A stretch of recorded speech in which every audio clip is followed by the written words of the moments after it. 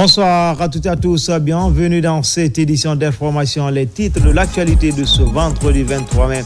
Les habitants de la ville de Fria traversent actuellement des moments difficiles. La cité est frappée depuis un certain moment par un vent violent qui détruit presque tout sur son passage. Le Premier ministre Amadou Riba s'est rendu sur place pour apporter le soutien de l'État. Et puis sur le continent, Abidjan se tient actuellement le salon de l'agriculture et des ressources animales. Le SARA a ouvert ses portes ce vendredi au compte de la 7e édition. Thème retenu, quelle transformation agroalimentaire pour la souveraineté alimentaire en Afrique. Enfin, c'est une bonne nouvelle pour les mordus du Curon de Kakandé avec l'inauguration ce jeudi du stade du 1er mai de Bokeh, une infrastructure entièrement financée et rénovée par la fondation Wazni. C'est le ministre de la Jeunesse et des Sports qui a présidé la cérémonie inaugurale. Voilà pour le sommaire. Encore une fois, bonsoir à tous. Comme annoncé dans les titres, les habitants de la ville de Fria traversent actuellement des moments difficiles. La cité est frappée depuis un certain moment par un vent violent qui détruit presque tout sur son passage. Plusieurs bâtiments administratifs, écoles et ménages sont touchés. Le Premier ministre Amadou Riba s'est rendu sur place pour apporter le soutien de l'État aux sinistrés. Ousmane Bangoura. Toiture arrachée, murs effondrés, matériel endommagé. Fria se remet difficilement du vent violent qui a frappé la ville dans la nuit du 11 mai.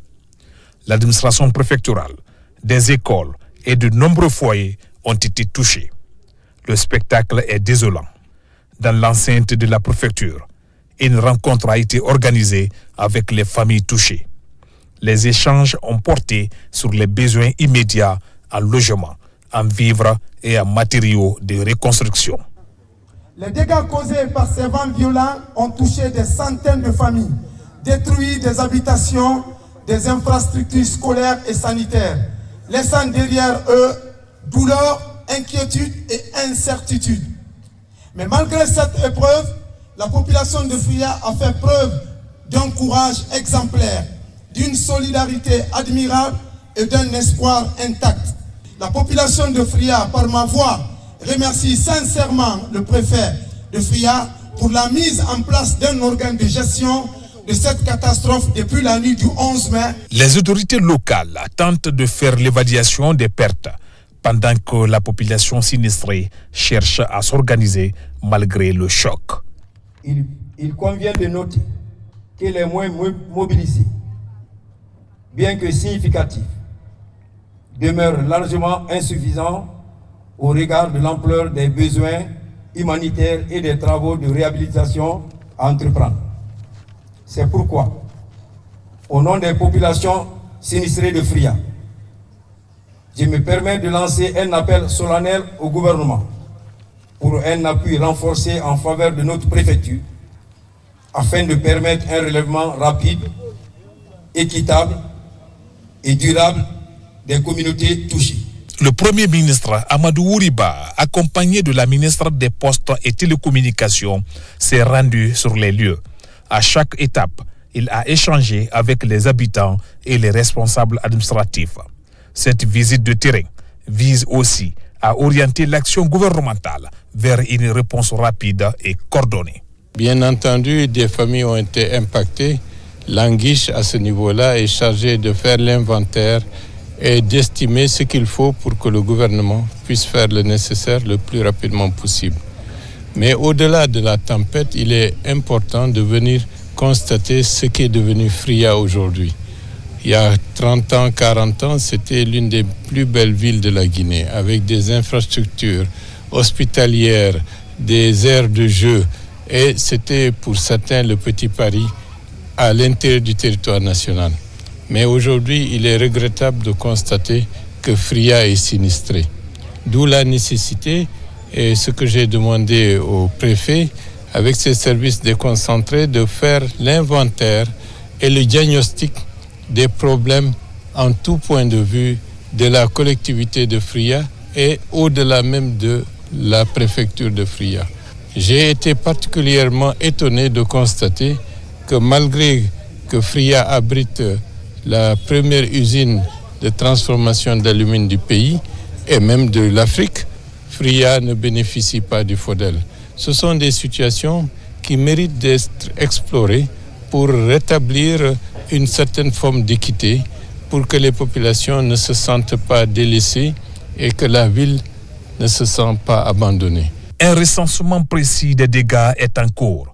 Le gouvernement promet un plan d'assistance dans les prochains jours.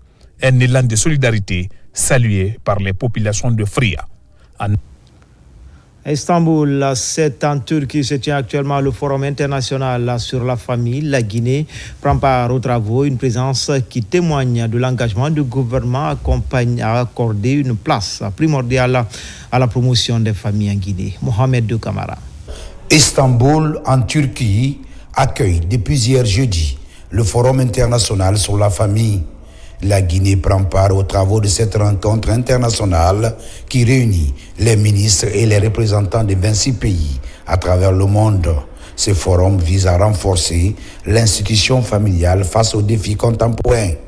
La présence de la Guinée à la rencontre témoigne de son engagement à promouvoir et défendre davantage les valeurs familiales sur la scène internationale. Comme on peut le constater, au niveau de plusieurs pays d'Afrique subsaharienne, au cours des dernières décennies, mutations et dynamiques sont deux concepts qui caractérisent fortement les familles de nombreux pays africains.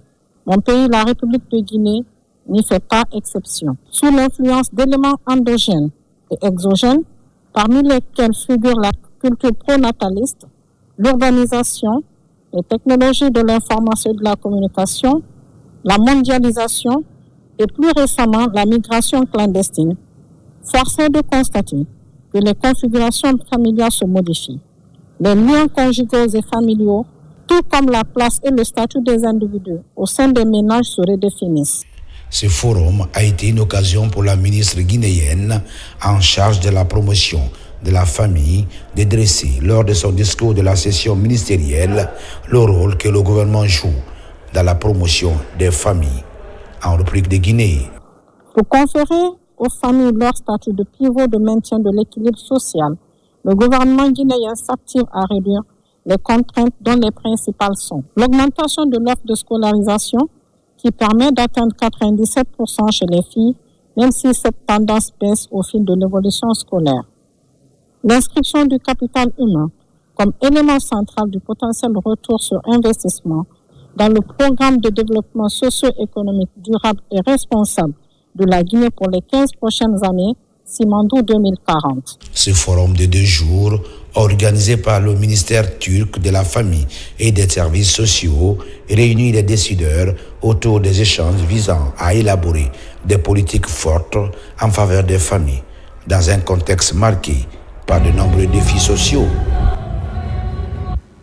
Sur le continent Abidjan se tient actuellement le salon de l'agriculture et des ressources animales. Le SARA a ouvert ses portes ce vendredi au compte de la 7e édition. Thème retenu, quelle transformation agroalimentaire pour la souveraineté alimentaire en Afrique. C'est la ministre de la Pêche et de l'économie maritime qui a conduit la délégation guinéenne. Kadiatou Suleiman Kita. Le SARA, Salon international de l'agriculture et des ressources animales d'Abidjan, est devenu au fil des années un rendez-vous incontournable pour tous les acteurs du monde agricole. Et c'est bien plus qu'un salon. Il se positionne comme une plateforme privilégiée pour trouver des solutions durables et innovantes. Le SARA 2025 accorde le statut d'invité d'honneur à la Chine, un pays avec son expertise reconnue dans le domaine agricole ainsi que son modèle de développement rural. Aujourd'hui, Abidjan devient le carrefour des idées, des savoir-faire et des solutions pour une Afrique qui doit plus que jamais nourrir dignement ses populations. C'est pourquoi cet événement se positionne comme un espace de stratégie, d'engagement et de décision en faveur d'une transformation agroalimentaire ambitieuse et structurante. Ce n'est pas un hasard si la Chine a été choisie pour nous accompagner durant ces 10 jours de salon. En effet, la Chine est l'un des champions du monde en matière d'agriculture au regard du dynamisme de ce système agricole et de l'intégration de nouvelles technologies dans la pratique agricole. Au cœur de cet événement de portée internationale, la Guinée a brillé par sa forte participation portée par la ministre guinéenne de la Pêche et de l'économie maritime, présidente actuelle de la COMAFAT, ainsi que plusieurs hauts responsables du ministère guinéen de l'Agriculture. La délégation guinéenne présente avec un pavillon riche en expositions et met en avant les potentialités du pays dans le domaine de la pêche artisanale, de l'agriculture durable et de l'élevage. La forte délégation de la Guinée, à sa tête Madame la ministre ici présente à mes côtés, est venue justement s'inspirer, porter la vision de la Guinée à ce concert, à cette rencontre, laquelle vision de son Excellence Monsieur le Président de la République à travers le projet 2040 Simandou, en son axe 1, qui est l'agriculture, donc avec tous les autres départements concernés par la grande question de l'autosuffisance alimentaire, de sécurité alimentaire. Donc, mais ce n'est pas que l'État qui est présent. L'État s'est fait accompagner par le secteur privé, qui est ce secteur indissociable, important pour la croissance économique de notre pays.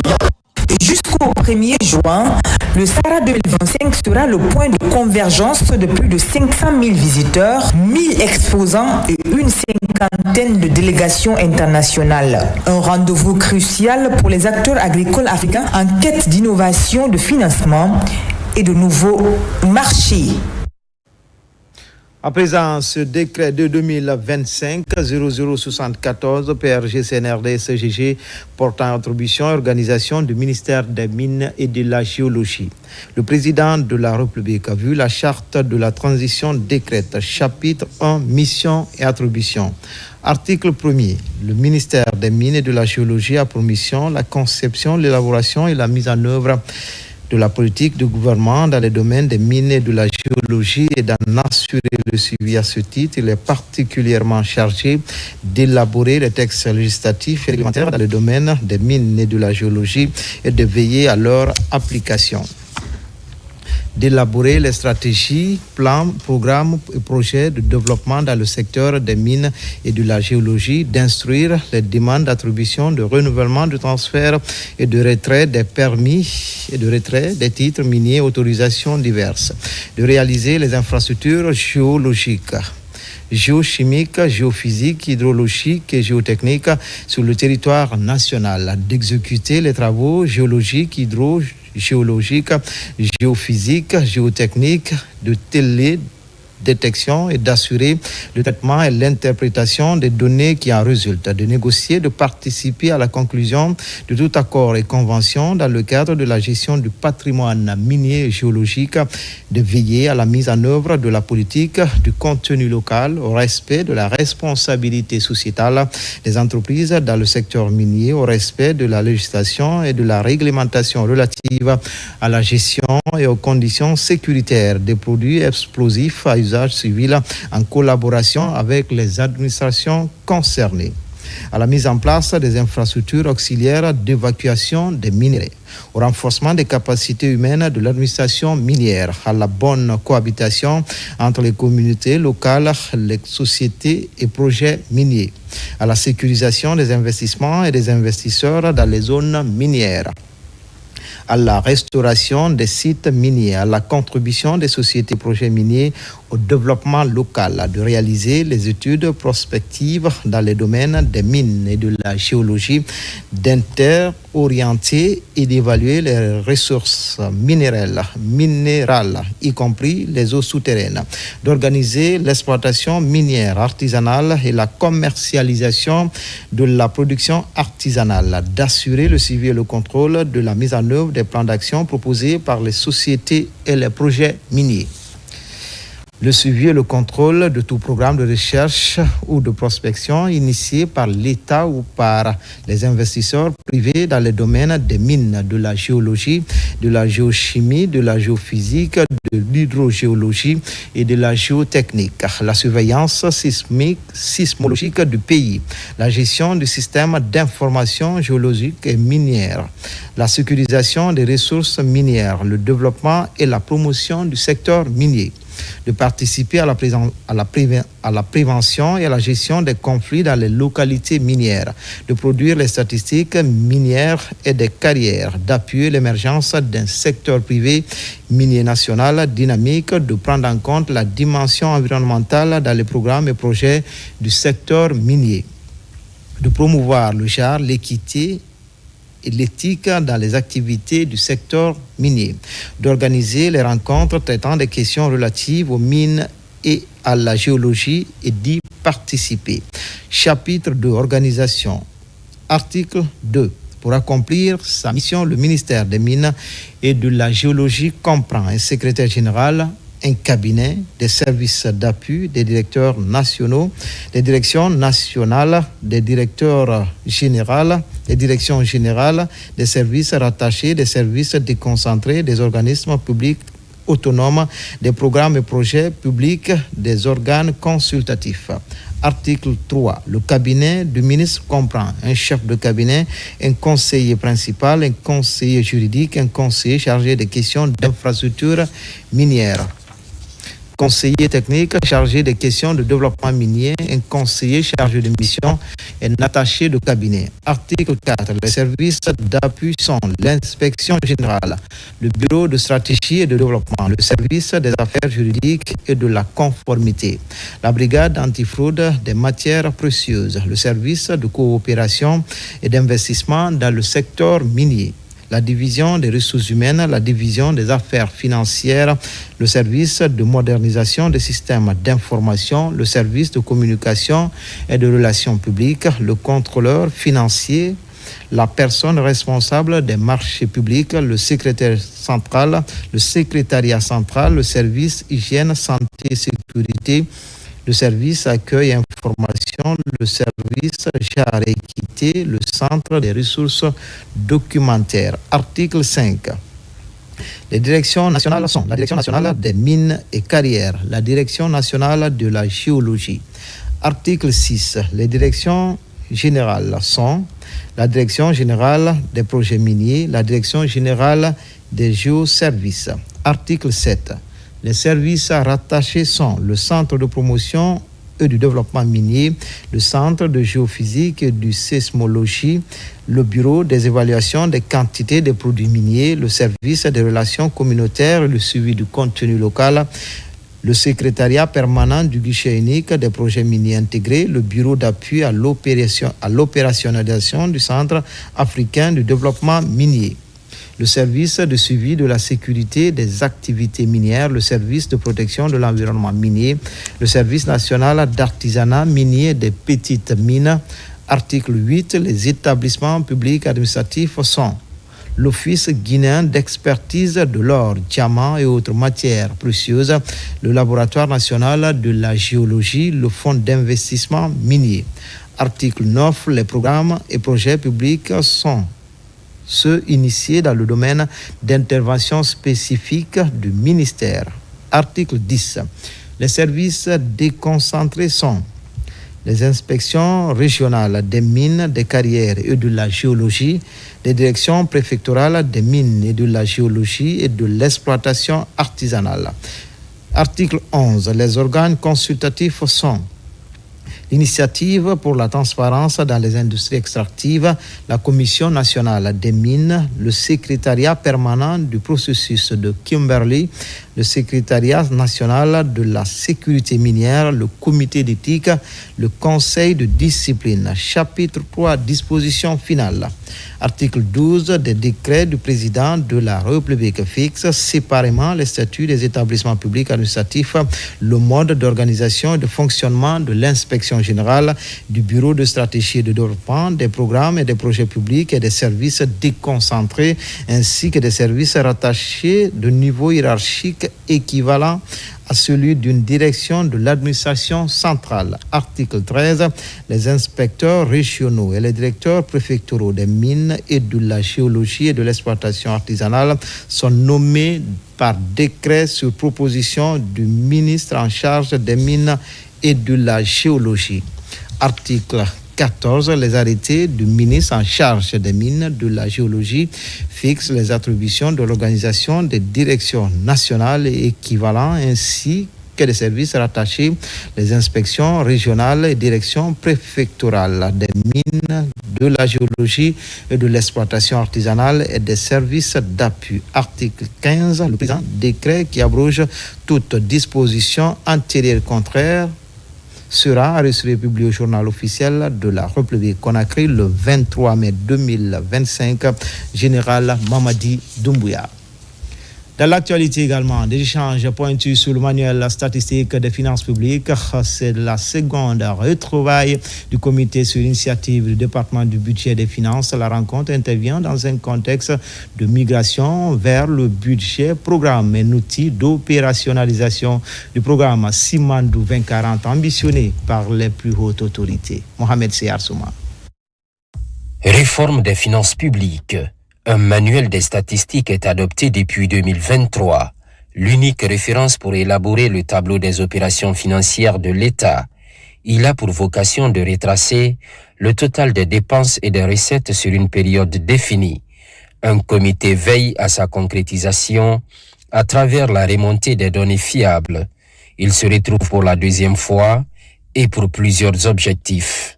C'était le rappel des rôles des acteurs, donc de l'ensemble des directions, leur rôle, les défis à rencontrer pendant la remontée d'informations, lors de la centralisation.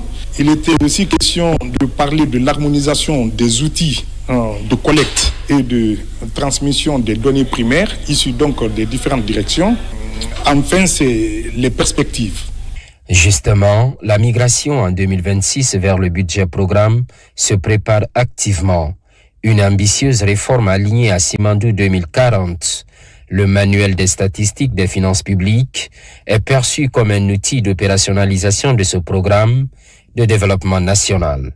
Je voudrais, au nom de nos autorités, compter sur chacun de vous, compter sur votre engagement à l'effet, d'une part, de rendre ce comité dynamique, mais d'autre part, de produire des données statistiques avec lesquelles nous serons confortables vis-à-vis de nous-mêmes, vis-à-vis de nos partenaires avec lesquels nous sommes régulièrement en discussion.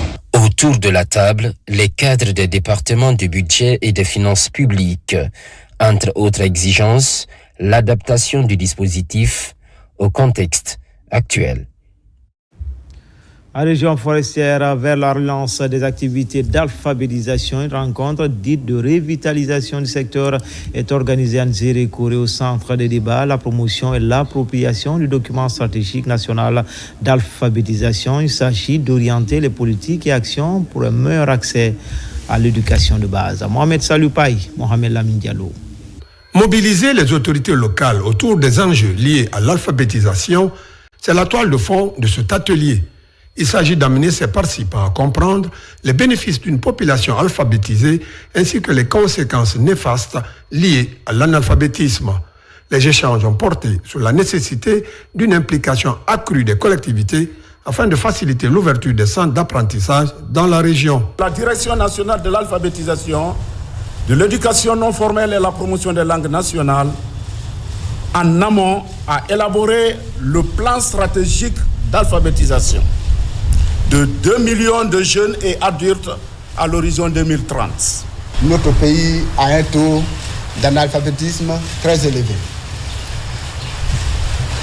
Et puisque le gouvernement, avec le chef de l'État, le général Mamadi Doumbouya, ont placé la formation du capital humain comme une priorité, et l'éducation qui constitue le deuxième pilier du Simandou 2040, ça c'est que l'alphabétisation fait partie de l'éducation que nous appelons l'éducation non formelle. À travers cette initiative, le département entend encourager la création de nouveaux centres d'alphabétisation dans les différentes localités.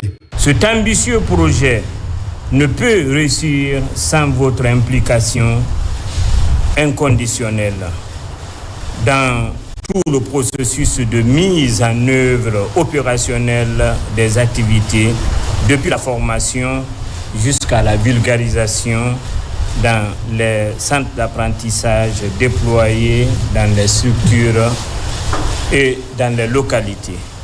C'est une démarche inclusive qui vise à bâtir une société plus équitable, instruite et résiliente. Une société dans laquelle chaque citoyen, quel que soit son niveau d'éducation initiale, pourra s'épanouir et contribuer pleinement au développement de sa communauté. Amélioration des conditions d'apprentissage dans les concessions scolaires de Conakry, des travaux de rénovation et d'extension de l'école primaire Cameroun Cité viennent d'être lancés par les autorités de Dixine. C'est un financement du budget national à travers la NAFIC pour une durée de 6 mois. Amadou Touré pour les détails.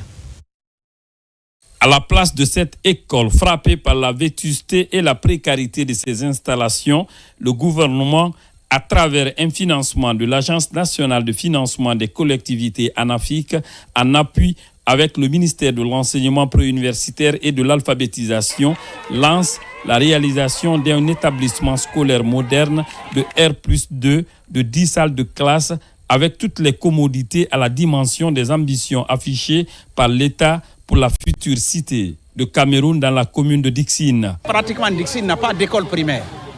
Il y a bien sûr Bari Diawane qu'on a construit, mais quand vous prenez les capacités d'accueil, c'est en deçà de la population aujourd'hui scolarisable à Dixine. Donc vraiment, c'est un projet qui a été mieux mûri et puis identifié et mis dans le plan de développement local de Dixine. C'est une fierté pour nous et les enfants de Cameroun Cité seront vraiment soulagés, la population sera beaucoup soulagée. Ces travaux de rénovation et d'extension sont confiés à l'entreprise ETK Charles, filiale du groupe GTH, spécialisée dans la rénovation des bâtiments publics et privés. Le délai d'exécution des travaux est de 6 mois. Ce projet n'est pas seulement la construction d'une école, c'est la matérialisation d'une vision, celle du président de la République qui souhaite donner la chance à tous les enfants de notre pays d'aller à l'école. Notre équipe composée de professionnels aguerris mettra à profit son expertise et son expérience pour faire de ce projet un modèle de réussite. En plus du bloc principal, cet ancien bâtiment servant jusque-là de salle de classe pour ses enfants sera entièrement rénové, suivi de la construction d'un bloc latrine de 7 cabines, une direction, l'aménagement de la cour, le tout dans une clôture fermée répondant aux ambitions des autorités du CNRD pour la future cité. Cameroun. Infrastructure routière, l'axe Kankan-Sigiri, victime de forte dégradation de la chaussée. Pour faire face à la situation avant les grandes pluies, l'agence de gestion des routes vient de lancer les travaux d'entretien localisés sur ce axe long de 127 km. C'est le résultat de l'évaluation de la mission conjointe qui s'est rendue récemment sur le terrain. Mamadi Ternaka Misoko. Sur la nationale numéro 1, le tronçon Kankan-Sigiri est d'un enjeu stratégique dans le cadre des échanges commerciaux entre la Guinée et le Mali. Long de 127 km, il a servi les usagers de la route depuis plus de 20 ans. D'où l'amortissement de la chaussée, provoquant ainsi des trous béants par endroits. La situation interpelle l'agence de gestion des routes AGEROUTE qui a lancé une vaste opération d'entretien localisé sur les parties dégradées. Nous, dans notre programme d'entretien routier 2025, nous avons prévu, n'est-ce pas, de traiter, n'est-ce pas, les dégradations telles que régies par notre devoir régalien. Donc, les dispositions sont prises. Il y a une entreprise qui est retenue dans ce cadre qui va traiter les points dégradés à travers les traitements en réfection localisée et aussi les traitements en pointe à temps. Et aussi, il y a les dégradations sur les talus existants par endroit. Et nous allons traiter ça en attendant de trouver les voies et moyens pour procéder à la réhabilitation de ce tronçon qui est aussi aujourd'hui très très fatigué. Ces travaux interviennent après une visite de cette équipe de techniciens de l'AGEROUTE et de l'entreprise Enanchin. Elle a permis de relever les informations précises sur chaque partie dans le but de faciliter les interventions en cours. La chaussée est très vieille maintenant et elle a déjà rendu le service nécessaire. Et c'est pourquoi vous pouvez remarquer, n'est-ce pas, les différents types de dégradation. Il y a les fissurations, il y a les ornirages, il y a les épaufrures. Donc la route aujourd'hui a dépassé le seuil de l'entretien. Il faut impérativement chercher à réhabiliter cette route ou faire une reconstruction en augmentant, n'est-ce pas, le gabarit. La route Kankan-Seguirim fait l'objet de fortes utilisations en raison de la concentration des activités minières et commerciales dans la zone. Avec les fortes pluies qui s'annoncent dans la région, la réparation de ces parties dégradées viendra soulager tous les pratiquants de ce corridor. Après Dixine, Ratouma également, le Fonds de développement social et de l'indigence vient d'organiser une cérémonie de remise des titres de prise en charge sanitaire aux indigences dans le cadre de l'inclusion sociale en faveur des ménages précaires. Les patients indigents de Ratouma reçoivent officiellement ce vendredi leur titre de prise en charge sanitaire. Le directeur général du Fonds de développement social et de l'indigence confirme l'engagement de l'État à soutenir les personnes malades en mettant à leur disposition des assistants sociaux pour les aider dans les démarches administratives en santé. Le social est placé au premier plan dans la trilogie des priorités du gouvernement. Il symbolise la solidarité nationale et l'engagement de l'État de vous placer au cœur de ces priorités. Vous aurez accès à travers ces types de prise en charge sanitaire que vous allez recevoir ici à des médicaments gratuits. Vous aurez accès à des examens médicaux gratuits. Vous aurez accès à l'attention de l'État à travers des assistants sociaux qui vont être là pour vous. Même pour aller chercher vos produits dans les pharmacies, vous n'aurez pas besoin de vous déplacer. Cette action humanitaire est un soulagement considérable pour les patients qui n'ont souvent pas les moyens de se soigner correctement. Je remercie le président de la République pour cette prise en charge gratuite. Que Dieu le protège.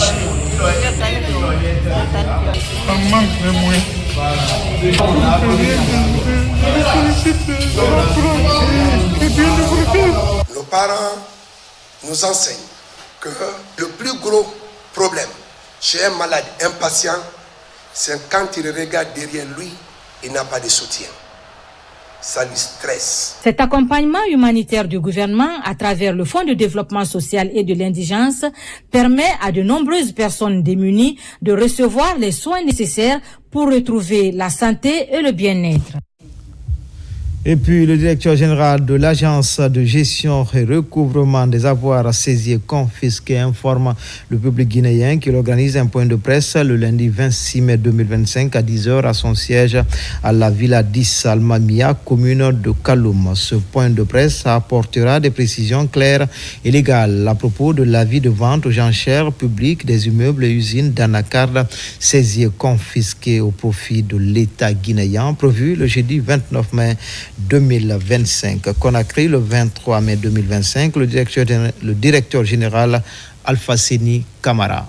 Pour les recensements biométriques à vocation d'état civil, le ministre de l'Énergie sensibilise dans les différentes localités de Kérouané. Abakar Camara appelle les populations à se faire recenser. Des messages sont véhiculés pour le bon déroulement de cette opération qui revêt une importance capitale pour le développement du pays. Nabi Camara.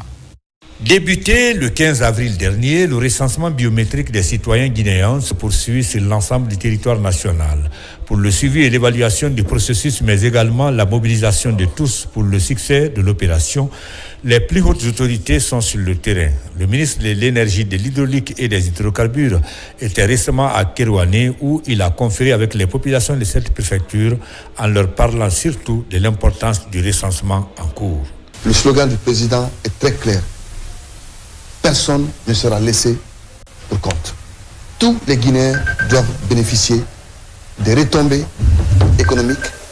Tous les Guinéens ont droit à l'eau, ont accès à l'électricité. Et cela passe par, fondamentalement, l'évaluation. La gestion des politiques publiques passe par l'évaluation du nombre de besoins. Ce sont les populations qui expriment ces besoins. C'est pour cela qu'on nous demande de sensibiliser, de faciliter, d'accompagner le processus de recensement qui est en cours.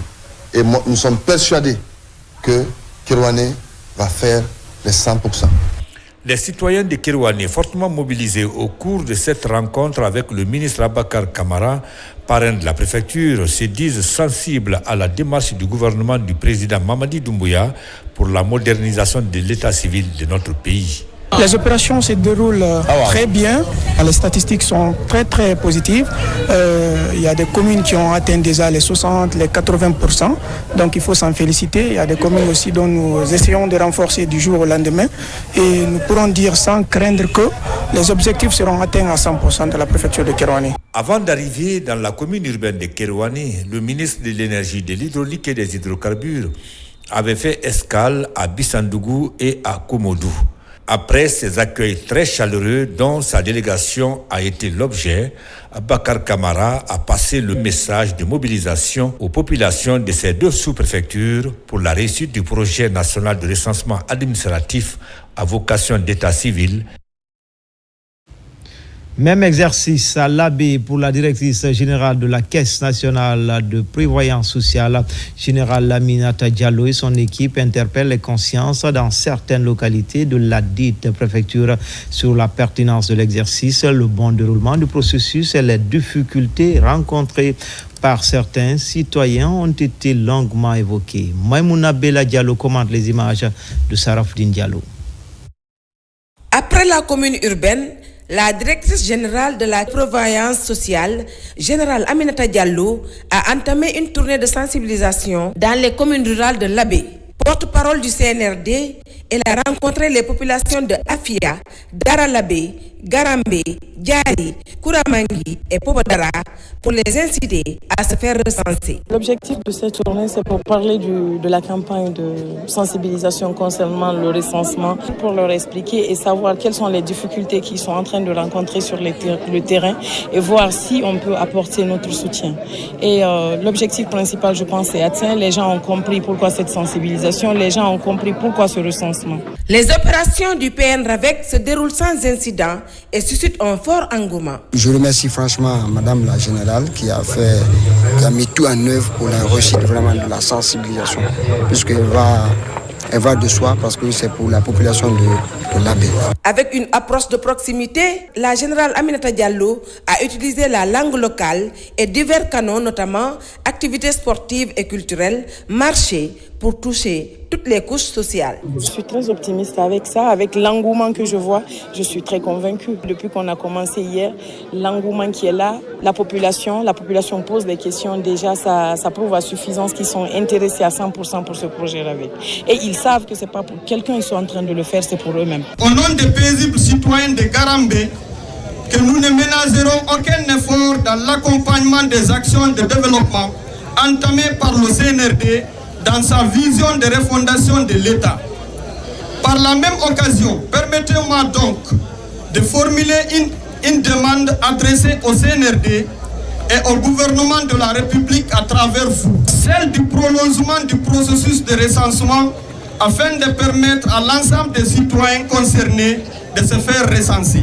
En amont de cette tournée, la directrice générale de la CNPS avait présidé une réunion technique au gouvernorat avec les acteurs impliqués pour évaluer l'état d'avancement du processus. De son côté, depuis plus d'une semaine, la ministre du Commerce et ses cadres sensibilisent dans les marchés et usines à ligne de mire, expliquer aux commerçants et employés des entreprises l'importance du recensement biométrique. Au cours de sa tournée, Dr Diaka Sidibé a échangé sur les problèmes enregistrés, mais l'adhésion des acteurs économiques à l'opération est totale. Diara Diallo pour le condensé de ce périple. Dans la commune de Matam, la ministre du Commerce, Industrie et PME s'offre un bain de foule au marché Avaria. Mais au-delà de cette atmosphère enthousiaste, Dr Diaka Sidibé confère avec ses braves femmes commerçantes dans le cadre du PN RAVEC. Dans sa démarche de sensibilisation, la ministre touche de fond en comble tous les aspects et avantages liés à ce recensement biométrique. Nous avons beaucoup appris à travers le passage de Madame la ministre dans notre marché. Nous nous engageons à notre tour de conscientiser toutes les femmes qui n'ont pas encore eu le temps d'aller se procurer ce document. Comme à Avaria, pendant une semaine, semaine, la ministre et ses cadres se prêtent au même exercice dans les autres communes de Conakry. De Matam à Tombolia, en passant par Matoto, Somfonia ou encore Ratoma, la délégation a sillonné marchés et unités industrielles afin d'édifier ses commerçants et travailleurs sur l'impérieuse nécessité de se faire recenser. Je commencerai d'abord par remercier Madame la ministre. J'avais peur, mais maintenant je suis rassuré. Je comprends maintenant aussi comment les choses vont se passer. Ce n'est pas tellement compliqué grâce aux explications de Madame la ministre. Il y a certains éléments qui n'ont pas le temps d'aller se faire recenser vu le manque de temps qu'ils ont. Donc j'ai demandé à la ministre si elle peut nous aider à avoir un kit de recensement dans un seul site. Quand on finit de recenser, par exemple, le site de Matoto, il peut se diriger vers le site de Maléa, ainsi de suite. Partout, ces acteurs du commerce et de l'industrie manifestent leur adhésion à cette initiative présidentielle. Plus de 800 PME dans tous les secteurs d'activité ont répondu à l'appel de leur ministre de tutelle. Ce message à l'intention de la population, surtout les fêtières et les entreprises, nous a été très intéressant pour pouvoir nous aussi à notre tour de sensibiliser au niveau des familles et dans les quartiers afin que les populations puissent se recenser. Nous sommes très touchés par la mobilisation citoyenne pour ce recensement et surtout aujourd'hui la population de plus près a compris la portée de ce recensement qui va au-delà de toute connotation politique, comme je le dis toujours, qui va dans l'intérêt du citoyen guinéen, qui est un devoir civique et nous pensons que chacun s'est engagé à prendre sa responsabilité et aller au bureau de recensement le plus proche dans leur quartier et auprès de leur domicile. Nous poursuivons notre mission dans les unités industrielles afin de nous enquérir des réalités, surtout ceux qui sont dans la production et dans l'emploi de masse, parce que ce sont des unités qui emploient entre 1000 à 4000 Guinéens. Dans ces marchés et unités industrielles, cette sensibilisation de proximité initiée par le ministère du Commerce, Industrie et PME est saluée par plus d'un travailleur, avant que administrateurs et responsables d'usines ne s'engagent à un suivi de ces opérations de recensement. Après l'installation d'une antenne à l'Institut des sciences de l'éducation de Guinée, le mouvement Opus multiplie ses actions de sensibilisation sur le processus d'enrôlement biométrique. C'est dans cette logique que le mouvement a posé ses valises dans la commune d'Ixine pour une opération de sensibilisation sur l'importance de cet acte citoyen. Abdul Karifa Keita, Saïdouman Diallo. La participation des élèves et étudiants dans le processus de sensibilisation au recensement biométrique en cours est l'un des moyens choisis pour toucher davantage les populations. Pour mobiliser ces étudiants et élèves autour de cet acte citoyen, plusieurs institutions se sont donné la main. Il s'agit de l'Université Gamal Abdel Nasser de Conakry, l'Institut itinérant de formation et de prévention intégrée contre la drogue et autres conduites addictives et l'Institut supérieur d'architecture et d'urbanisme à travers le mouvement Opus. Un mouvement engagé aux côtés du gouvernement pour la réussite de ce programme. Après ce lancement aujourd'hui, nous avons prévu 4 jours pour la commune de Dixine, pourvu que nos étudiants puissent être aujourd'hui en contact avec les citoyens de Dixine, pour que tous les citoyens de Dixine puissent recenser avec le mouvement Opus, lancé par le ministère de l'Enseignement supérieur. Cette initiative vise à implanter des antennes du mouvement Opus dans les quartiers de Dixine et impliquer les élèves et étudiants dans la sensibilisation de proximité. Devant les membres et responsables de ces institutions, étudiants et élèves réaffirment leur adhésion aux initiatives du CNRD. Refuser l'invisibilité. Je vais être visible, je veux être guinéenne, je veux être citoyenne. Donc, si je me recense, je serai dans les bases de données. On remercie notre ministre de l'Enseignement supérieur qui a donné cette initiative d'appuyer par un mouvement solide et solidaire, le mouvement qu'on appelle Opus. À travers cette synergie d'action, les citoyens seront largement informés et sensibilisés au programme national de recensement biométrique afin qu'ils puissent accomplir ce devoir citoyen. Dans le reste de l'actualité, à Kindia, plusieurs officiers de police judiciaire des régions de Bouké, Kindia et Conakry à l'école du Haut commissariat aux droits de l'homme et se familiariser aux techniques d'investigation sur les violences basées sur le genre. Pour cet exercice, c'est le personnel de l'OPROGEM qui est ciblé. Yaya Silla. Les violences basées sur le genre et la traite des êtres humains, deux grands fléaux qui touchent le pays et qui sont des éléments d'atteinte aux droits de l'homme, condamnés et reprimés par les textes de loi.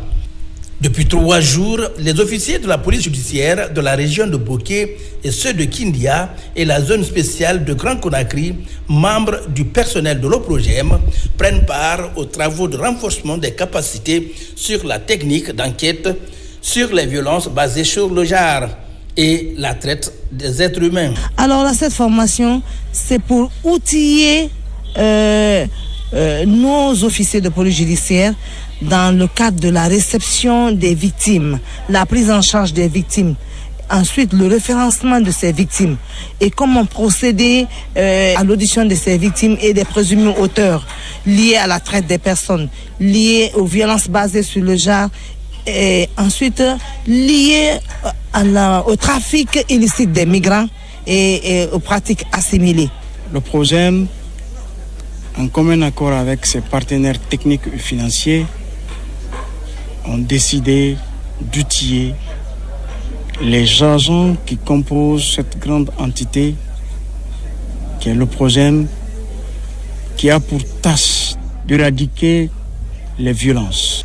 Cette formation des officiers de la police judiciaire est organisée par le Haut Commissariat des Nations Unies aux droits de l'homme dans le cadre du projet d'appui à la protection des enfants victimes de la violation de leurs droits. Nous estimons que les officiers de police judiciaire, notamment ceux et celles qui s'occupent de la protection des enfants et des femmes, est très important parce que ce sont des acteurs de première ligne qu'il faut outiller, sensibiliser pour une bonne prise en charge de ces questions-là. Nous nous engageons solennellement devant les autorités ici présentes qu'au retour dans nos différents services respectifs, de restituer fidèlement les connaissances acquises aux collègues qui n'ont pas eu la chance de participer à cette rencontre. La Guinée marque des points en matière de la protection des enfants et la lutte contre les violences basées sur le genre. Cette formation des OPJ à Kindia est un autre pas vers la consécration dans la lutte contre les VBG en Guinée. Sécurité routière sur le long du corridor Simandou et les routes nationales, un projet financé à hauteur de 2 millions de dollars par Rio Tinto et ses partenaires vient d'être lancé à Conakry. C'est dans le cadre de la réduction des accidents sur nos routes. Le club des Amis du Monde pilote le programme. Marwan Kamara. Le projet communautaire de sensibilisation à la sécurité routière est lancé à Conakry pour 18 mois. Il est mis en place par l'ONG Club des Amis de Guinée à travers ses partenaires techniques et financiers. Sa mission est d'accompagner le programme de Simandou 2040 dans la sécurité routière le long du corridor des routes nationales utilisé par Rio Tinto Simfer et WCS. Le projet communautaire de la sécurité routière qui a été financé par Rio Tinto et ses partenaires pour pouvoir vraiment appuyer les efforts du gouvernement dans le cadre de la lutte contre les accidents de la route le long du corridor et la nationale Conakry-Mamou, Zérékoré et Zérékoré-Kérouani. La collaboration entre WCS, Simfer, Rio Tinto, CAM, l'IRAP sont vraiment primordiales. À la fois pour la Guinée, la sécurité du public, le projet de construction qui a lieu en ce moment et les futures opérations de la CTG évidemment. Ce dispositif sécuritaire pourrait atténuer les risques d'accidents dans les communautés impactées du long du corridor Simandou. Notre engagement de notre partenaire, le Club des Amis du Monde, pour poursuivre les efforts de sensibilisation à la sécurité routière et nous pratiquons ça au sein de notre entreprise en faisant les contrôles, les mises à jour et l'évaluation de nos chauffeurs. Aujourd'hui, vous le savez, régulièrement, nous entendons parler des accidents. Il faut qu'on ait, au-delà des routes qui parlent, des citoyens qui sont disposés à respecter le code de la route. Il faut travailler sur les mentalités des populations pour faire en sorte que nous arrivions à infléchir la tendance des accidents le long de nos routes. Chaque année, plusieurs personnes perdent la vie suite aux accidents de la circulation.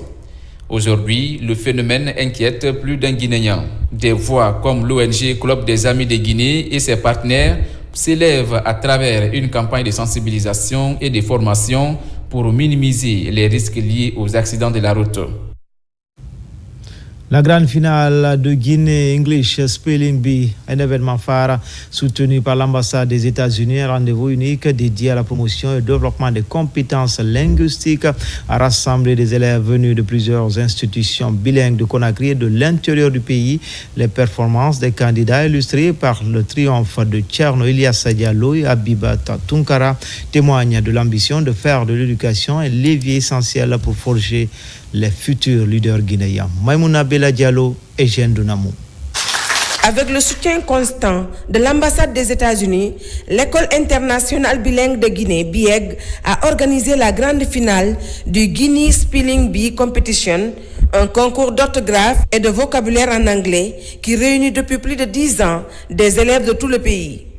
Cette édition a mobilisé plus de 200 élèves issus d'écoles bilingues de Conakry et de l'intérieur du pays, répartis en 2 catégories, junior et senior.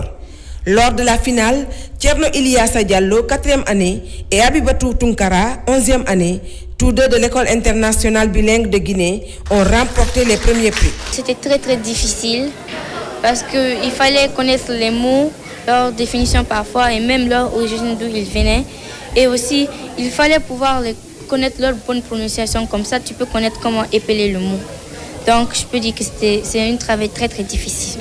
Au-delà de la compétition, le Spelling Bee est devenu un véritable projet de coopération éducative entre la Guinée et l'ambassade des États-Unis, qui accompagne activement cette initiative depuis ses débuts. Il vise à renforcer les compétences linguistiques des jeunes, promouvoir l'expression orale et encourager le leadership. Ce concours contribuera beaucoup à l'épanouissement des jeunes enfants guinéens et aussi ça va contribuer dans le développement socio-économique de notre pays. Nous avons besoin vraiment de ces jeunes enfants qui deviendront des vrais bilingues, qui seront bien en anglais et en français. Présentement, nous avons un bon projet chez nous, Simandou 2040, et ce projet a besoin des enfants bilingues. Les organisateurs appellent les autorités nationales à soutenir davantage ce concours porteur d'avenir pour la jeunesse guinéenne. C'est une bonne nouvelle pour les mordus de Curon de Kakandé avec l'inauguration ce jeudi du stade du 1er mai de Boké, une infrastructure sportive entièrement rénovée par la Fondation Wazni. C'est le ministre de la Jeunesse et des Sports, Kia Mobogola Abba, qui a présidé la cérémonie inaugurale. Mangamouri Kamara, Djibril Kamara. Le stade du 1er mai de Boké, construit au temps colonial, change de visage. Le terrain autrefois poussiéreux et désormais à gazon synthétique. Ce travail est rendu possible grâce à l'initiative des jeunes leaders de Kakandé, appuyée par la Fondation Wazni. Cette infrastructure permet de rapprocher non seulement la jeunesse au consortium, ce stade peut servir à tout un chacun dans le sens à ce que le football à la base est un essor. Si ce stade a été réalisé aujourd'hui, c'est parce que nous avons un président qui est attentif, qui est à l'écoute de tout un chacun et qui a suivi nos conseils afin de donner ce joyau-là à Boké. Et c'est vraiment mérité que ce stade-là porte le nom du général Mamadi Doumbouya. Et nous remercions monsieur Fadi Wazni pour tout ce qu'il fait pour les communautés, pour les populations. Ce travail gigantesque vient en appoint aux clubs préfectoraux qui jouent souvent leur match du championnat de Ligue 1. Hors de leur installation. C'est une réelle satisfaction. La pelouse synthétique qui est là, elle répond aux normes de la FIFA. Donc pour nous, je pense que nous sommes les plus heureux de cette pelouse parce que nous allons commencer à l'utiliser dès la semaine prochaine pour les séances d'entraînement. Et dès que la fédération, à travers la Ligue, va homologuer et le stade, on commencera à recevoir nos matchs déjà de Ligue 1 ici. Merci à la jeunesse de Boké et à travers toute l'organisation parce qu'il faut savoir demander. Tout le monde a vu, nos amis de l'UMS, ils ont vu et nos amis ont réalisé à moins d'un an pour nous donner ce joyau. Nos clubs ont besoin de talents. Nous ne pouvons pas les faire sans les sociétés. au nom du président, nous voulons que ce stade soit un lieu de paix et de réconciliation. Pour soulager la communauté, le ministère de la Jeunesse et des Sports offre des filets de but aux 9 sous-préfectures et la commune urbaine. Pour cela, les autorités en commun accord avec la population rebaptisent le temple sportif. Il porte désormais le nom Stade préfectoral Général Mamadi Doumbouya. La 8e édition du tournoi consortium de Kakandé va se jouer sur ce terrain à gazon synthétique. En plus bref, et en image, les lauréats des Olympiades des métiers sont désormais connus, une compétition d'émulation et d'innovation qui s'est déroulée dans les préfectures de Boké, Labé, Sigiri et Nzérékouré. C'est une initiative du ministère de l'Enseignement technique, de la formation professionnelle et de l'emploi. Enfin, page noire, l'ancien proviseur du lycée Bonfier, conseiller de la 9e législature, Marcel Tenguiano, a été inhumé ce vendredi dans la préfecture de Koya. Parents, amis, anciens collaborateurs ont tenu à rendre un dernier hommage à cet ancien cadre de l'éducation. Ali Badara Kondé. Ils se sont fortement mobilisés, parents, amis, anciens collaborateurs, pour rendre un dernier hommage à cet ancien proviseur du lycée Bonfi et conseiller de la 9e législative. Il s'agit du doyen El Hadj Mohamed Sa Marcel Tenguiano. D'après son parcours, il était considéré par bon nombre d'élèves et de collaborateurs comme une icône, un modèle. El Hadj Mohamed Sa Marcel Tenguiano était disponible à tout moment. Il n'était pas là pour être servi, mais plutôt lui qui était au service de tous. Sage, lucide, discret, intelligent, ça y est même bien pour la communauté de Waoulélé, respectait tout le monde. El Hadj Sa Marcel était donc pour nous, non pas simplement un collaborateur, mais véritablement un père. Un père en ce sens que nos chemins se sont croisés en décembre 2013, lorsque moi, j'ai été nommé directeur de cabinet du président de l'Assemblée nationale et lui en tant que conseiller du président de l'Assemblée nationale. Il a toujours démontré une véritable humilité. Père de 7 enfants, dont un garçon avec 2 épouses. El Hadj Mohamed Sa Marcel Tenguiano était reconnu par sa rigueur dans ce travail au sein du système éducatif guinéen. M. Sa Marcel est un livre de référence d'intégrité et de loyauté. C'est-à-dire que les 100% de son temps de travail, les 50% il est passé à son bureau, les 50% dans la cour. Dans la cour pour s'assurer que tous les élèves sont en classe. Dans la cour pour tourner devant les salles de classe pour savoir est-ce que les professeurs sont dans les salles de classe et ils sont en train de dispenser les cours. Ton départ nous rappelle qu'ici-bas, notre vie est peu de choses. Nous sommes très heureux d'avoir partagé avec toi une partie de ta vie. Toi qui avais l'art de cultiver l'amitié, la bonne humeur, l'entente, la solidarité aussi, œuvrer pour la réconciliation, l'union sacrée entre les hommes et les femmes, devant Dieu et devant les hommes. Enseignant et brillant professeur de philosophie, il sera très tôt découvert par les autorités d'alors. À l'issue de ces hommages, El Hadj Mohamed Sa Marcel Tenguiano repose désormais à l'Efouredara dans la préfecture de Koya. C'était tout pour les infos. L'actualité se poursuit sur le www.rtgguinée.info.